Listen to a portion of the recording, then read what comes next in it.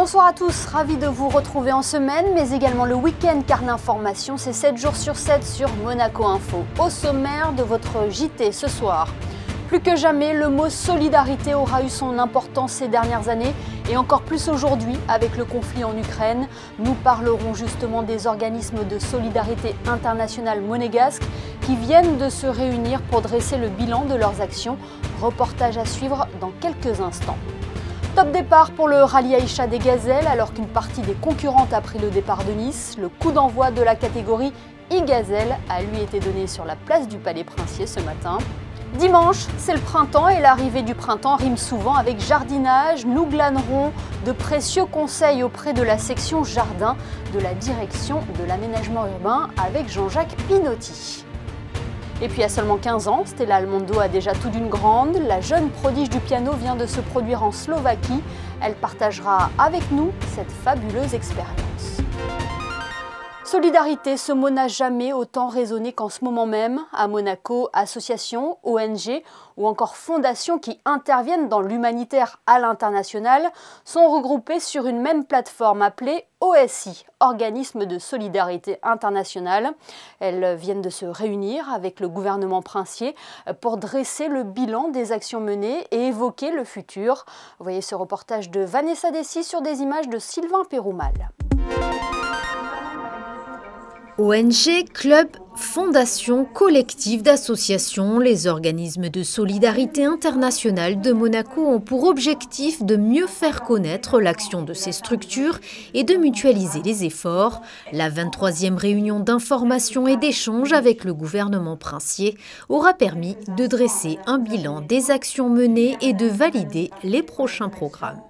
Des points de notre plan stratégique qui ressortent, c'est qu'on a eu une augmentation pour les fonds alloués aux OSI. Donc ça permet aussi à plusieurs OSI de participer aux appels à projets en cofinancement. Donc on essaye d'assurer que, voilà, peu importe où ils sont, peu importe quel projet ils font, mais qu'ils le fassent aussi avec les acteurs locaux. Tout au long de l'année, on a des formations qui sont apportées aux OSI monégasques. Et enfin, on les aide aussi sur l'aspect communication, les événementiel, que de bonnes nouvelles et ça nous fait plaisir de les voir, de les rencontrer. Fondée à Monaco par des bénévoles engagés, Foot pour l'école œuvre afin d'améliorer la vie des jeunes enfants du Cameroun les plus démunis. C'est la distribution de matériel scolaire lors de l'organisation de tournois de football mixte dans la partie sud du Cameroun, à Djoum en particulier. Ce qui est très important, c'est que c'est des tournois qui sont mixtes, c'est-à-dire qu'ils font appel aux bonnes volontés des petites filles aussi.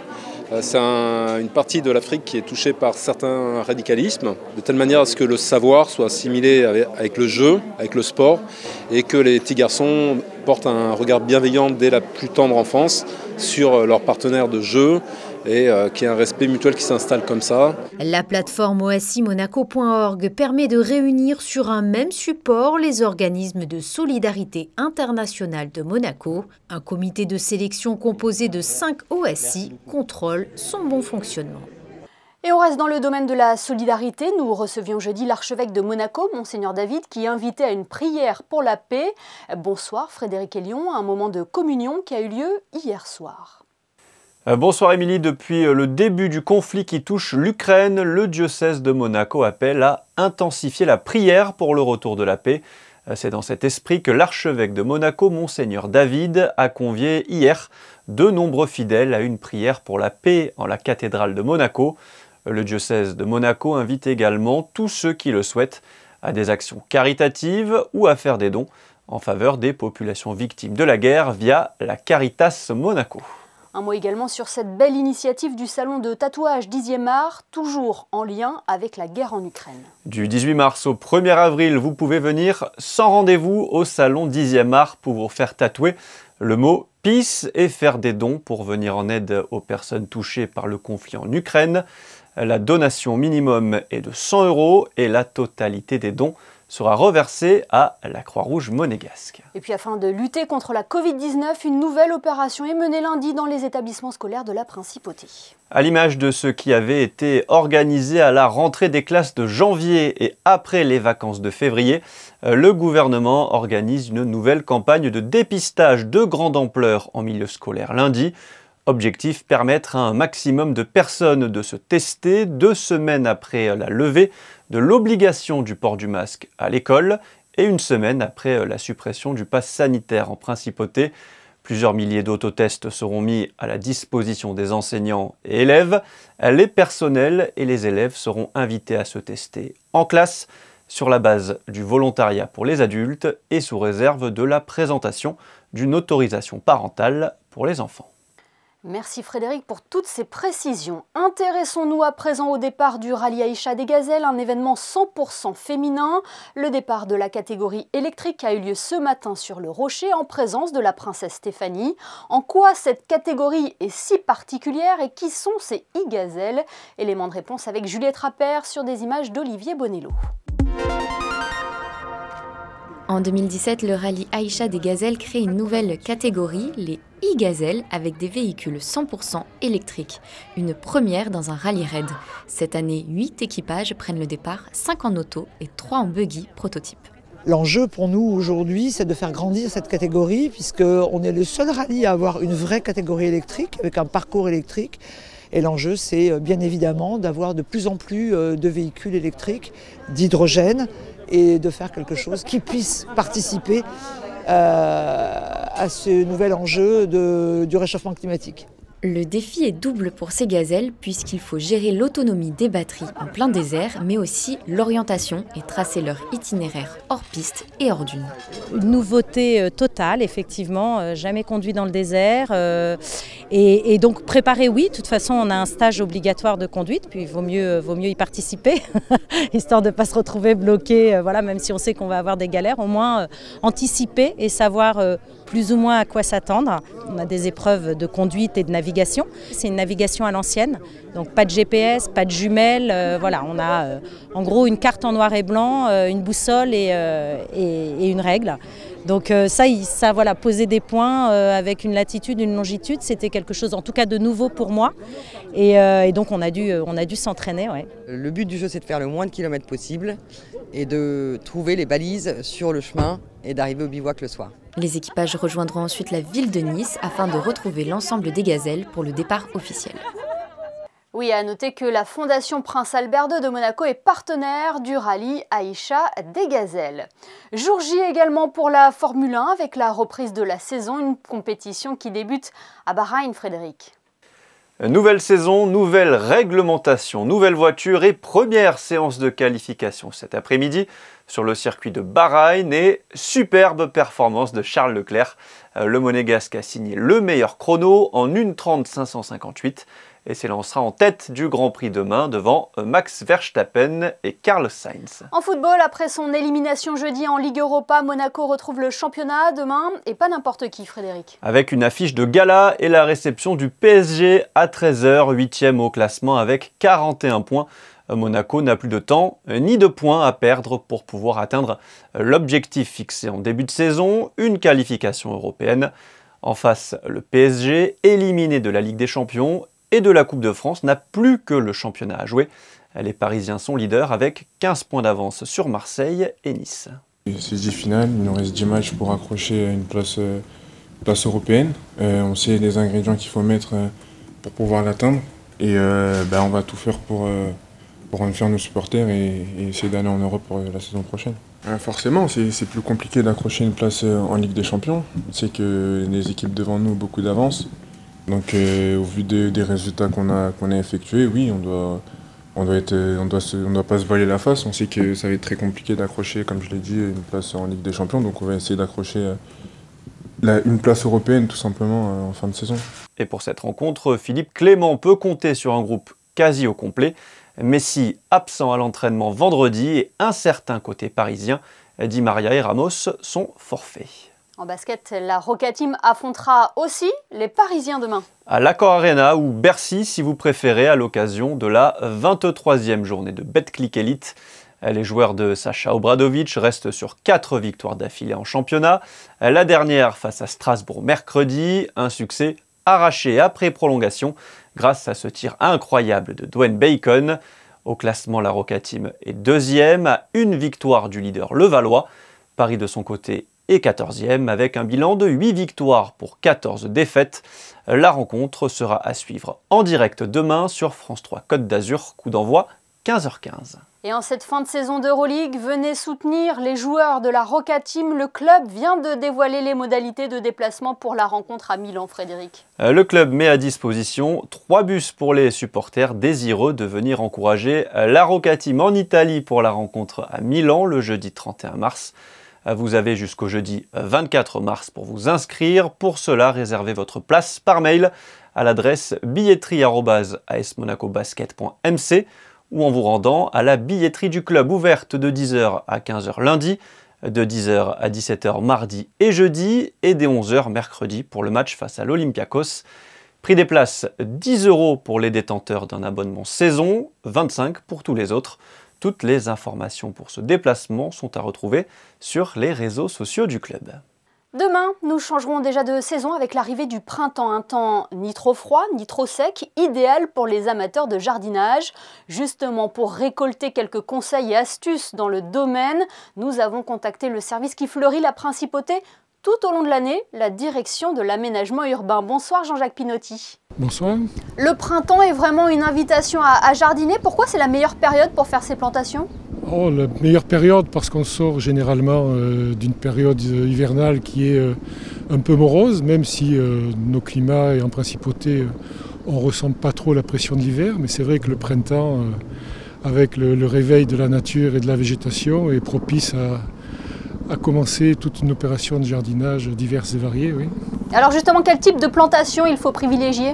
D'abord, le premier travail qu'ont à faire les personnes qui s'intéressent à ce genre de tâches, c'est de bien observer les départs de la végétation, de vérifier que tout a passé l'hiver de façon correcte, d'observer et de voir les développements des premiers bourgeons, des feuilles, des premières fleurs, mettre en place son jardin et puis après on peut commencer à préparer le sol pour pouvoir semer ou planter pour préparer les semaines et les mois qui viennent. Alors comment prendre soin de ces plantes, de ces arbres fruitiers ? Est-ce que c'est la meilleure période pour tailler par exemple les rosiers ? Alors les rosiers c'est un peu tard pour les tailler, hein. Généralement la taille se fait plutôt au mois de décembre, janvier. Là par contre on observe les départs de feuilles, les formations des premiers boutons. On peut simplement intervenir si on a quelques branches qui ne démarrent pas et qui semblent devoir sécher, donc ça on peut les retirer. Après pour les autres plantes c'est un peu le même principe, on surveille ce qui démarre, ce qui ne démarre pas. Et puis on évite de tailler plus qu'il ne faut, hein. On vaut mieux laisser les végétaux se débrouiller tout seuls. Est-ce qu'il faut être également attentif aux nuisibles ? Je pense par exemple aux chenilles processionnaires en ce moment. Le principe de base, c'est de regarder ce qui nous entoure, de vérifier, d'observer et puis de pouvoir apprécier les signaux que nous envoie la nature. Donc concernant les prédateurs et autres animaux de ce genre, oui, on observe, on a quelques développements de chenilles qui peuvent apparaître si les traitements d'hiver n'ont pas réussi. Sinon après, concernant les autres végétaux, on va peut-être voir apparaître, notamment sur la principauté où les températures sont beaucoup plus douces, des petits développements de pucerons ou d'araignées. Donc là, on observe, on regarde quelle quantité il y a et puis on intervient surtout de façon préventive avec du savon noir qu'on dilue dans de l'eau ou des produits naturels de ce type-là. Vous parlez du climat, Jean-Jacques Pinotti. Est-ce que l'on voit l'effet du réchauffement climatique sur la région ? On a vu le mimosa par exemple en fleurs beaucoup plus tôt qu'à l'accoutumée cette année. Cette année, c'est vrai qu'on n'a pas, comme l'on dit habituellement, on n'a pas eu d'hiver. Donc les températures hivernales ont été très très douces, parfois très élevées même sur une certaine période. Puis on est dans une région où la saisonnalité n'est pas très marquée sur le Monaco, hein. Bon, dès qu'on est sur l'arrière-pays, c'est un peu plus précis, un peu plus marqué. Nous, en principauté, les saisons se suivent sans trop de différence. Et c'est vrai que la végétation semble un petit peu en avance cette année. Alors est-ce qu'après on peut rendre responsable le réchauffement climatique de ce genre de choses? C'est un peu court pour vraiment l'affirmer. Mais il est certain qu'en règle générale, les effets du réchauffement se font sentir et se font ressentir de plus en plus. Oui. Le travail de l'ado est de plus en plus mis en avant à travers des manifestations. Je pense par exemple au Festival des Jardins de la Côte d'Azur ou à la première édition du Week-end Nature. 2 événements qui ont connu un réel succès. On voit de plus en plus d'engouement pour le jardinage. Oui, ça semble être un domaine qui intéresse de plus en plus de personnes, fort heureusement. C'est se préoccuper de notre environnement proche, de notre cadre de vie et de ce que l'on peut mettre dans son assiette, c'est quelque chose d'important. Et c'est vrai que ça, on a depuis quelques années pris l'habitude de demander à notre personnel de pouvoir participer, de pouvoir communiquer et surtout de pouvoir faire partager le travail qu'ils font au quotidien. C'est vrai que ça a rencontré l'an dernier un succès vraiment intéressant pour nous. Eh bien, merci beaucoup Jean-Jacques Pinotti d'avoir été avec nous ce soir pour nous parler de l'arrivée du printemps et de ces beaux jours. Merci infiniment. Merci à vous. Suite des Sérénissimes de l'humour, 5 artistes se sont partagés la scène hier et pendant plus d'1 heure. Juliette Rappert et Sylvain Péroumal sont allés à leur rencontre juste avant le début de leur représentation pour connaître les thèmes de leur spectacle. Regardez. Oh, ça va très vite, je vais parler de féminisme, de religion, d'Emmanuel Macron, voilà, de plein de sujets vraiment consensuels qui en général font bien rigoler les gens. Bon, je suis un Américain, vous avez pu entendre, donc je parle du fait d'être un Américain et aussi je parle du fait d'être dans une relation avec une Française et aussi avec 3 enfants. Donc j'ai des cernes, voilà, j'ai des cernes et donc je vais parler un peu ma vie de famille. Et comment je galère avec tout ça. Moi, je crois que je vais rester sur le même bloc. Je vais parler de mon expérience télé à Fort Boyard, qui était assez catastrophique. Et du coup, comme il faut transformer les mauvais souvenirs en belles histoires, j'ai choisi de dédier ces 15 minutes à ma journée catastrophique sur le fort. On reste sur scène avec une jeune artiste qui ne cesse d'épater par son talent. Stella Almondo est une prodige du piano.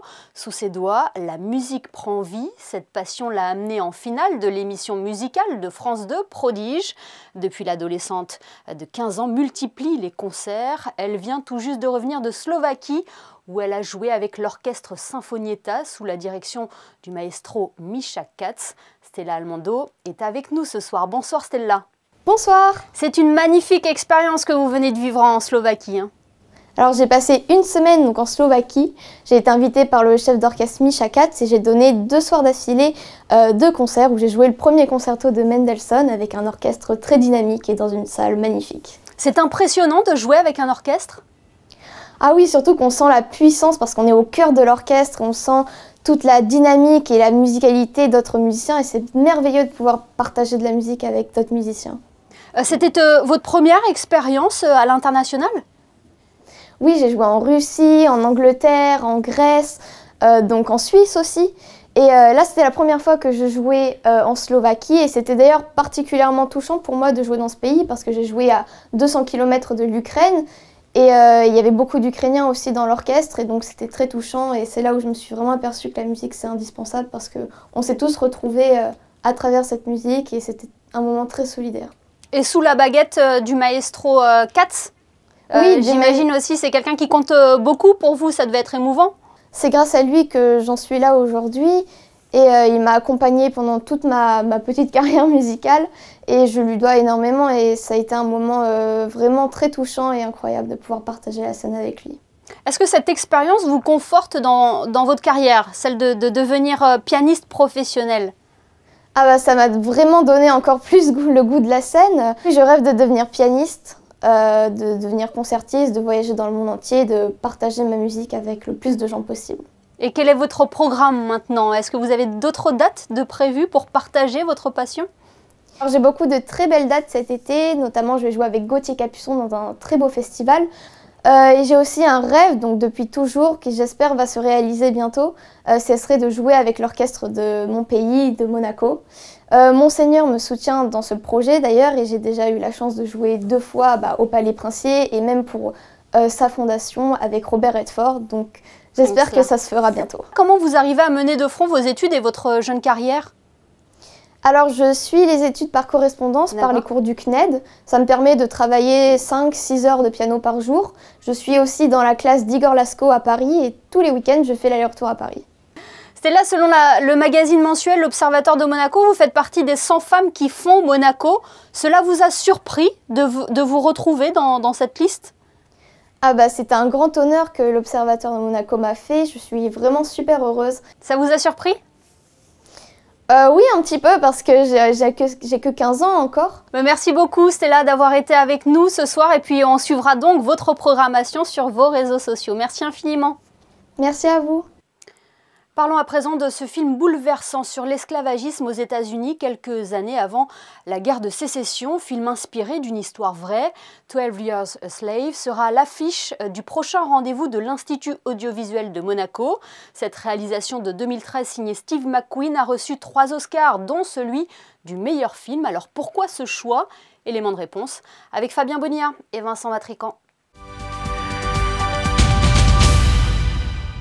Vincent Vatrican, bonsoir. Bonsoir Fabien. Aujourd'hui, on va parler du film 12 Years a Slave, que les Québécois ont traduit avec tout l'amour qu'ils ont pour la langue française, et ils ont raison, par esclave pendant 12 ans. Et comme son nom l'indique, on va parler d'esclavagisme. Oui, alors c'est un film déjà, il faut peut-être dire un mot de son cinéaste qui s'appelle Steve McQueen. Le réalisateur et pas l'acteur. Voilà, rien à voir avec l'acteur que tout le monde a en tête, qui est d'abord un artiste d'art contemporain. Donc le cinéma, j'allais dire, est une nouvelle corde à son arc. Et c'est d'ailleurs une des raisons pour laquelle on a programmé ce film en partenariat avec le nouveau Musée national de Monaco. Alors j'allais vous poser la question, parce que c'est un film, je ne vais pas dire un blockbuster, mais c'est un film vraiment hollywoodien. Ça m'a étonné effectivement que ce soit en partenariat avec le NM&M, où ce sont des films plus alors, étranges. Le partenariat... J'allais vous demander pourquoi ce partenariat, alors, justement. Le partenariat porte sur l'artiste Steve McQueen, qui a intégré il y a quelques années les collections du nouveau Musée national. Donc il y a une œuvre qui est d'ailleurs exposé en ce moment à la Villa Paloma. Donc l'idée du nouveau musée, c'était de dire, puisque nous avons dans nos collections une œuvre d'un artiste qui par ailleurs s'exprime aussi dans le cinéma,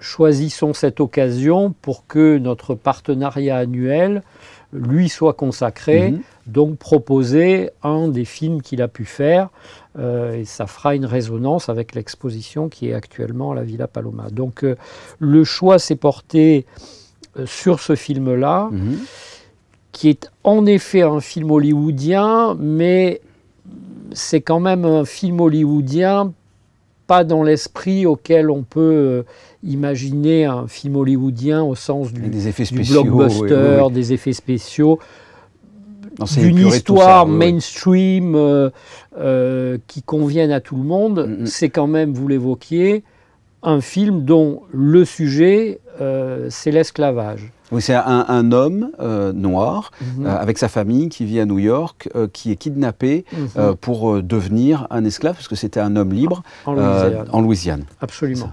C'est déjà dans le cinéma un sujet pas si fréquemment abordé. C'est une des raisons de ce choix. Le deuxième, c'est que bien qu'étant un film hollywoodien, coproduit par parenthèse par Brad Pitt, qui fait une petite, une petite apparition dans le film, c'est pas un film qui en épouse du tout les codes. Donc c'est ça qui est déjà intéressant dans le film. C'est un film dur, hein. C'est un film très dur. Hein. Et basé sur une histoire vraie en plus. Sur une histoire vraie, et le choix du cinéaste, c'est pour ça que je disais, certes hollywoodien, mais qui ne répond pas à la doxa hollywoodienne, c'est que très clairement, des scènes qui sont filmées en plan séquence, avec des scènes de violence qui sont parfois difficiles à supporter, c'est pas le plus courant dans le cinéma hollywoodien, et qui effectivement va un peu à contrario de ce qui est ordinairement montré dans les films hollywoodiens classiques. Donc c'est ça qui est plutôt réussi dans le film, et qui nous a fait le retenir pour cette sélection. Bien, allez voir 12 Years a Slave. Merci Vincent Vatrican. Merci Fabien. Well, I don't want to survive. I want to live. Well, I was a free man. I'm not a slave.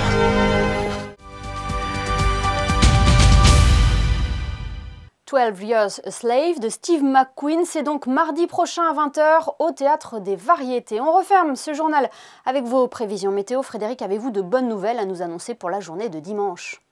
Toujours pas de retour du grand beau temps, Émilie. Encore une journée mitigée avec une alternance d'éclaircies et de passages nuageux bien denses.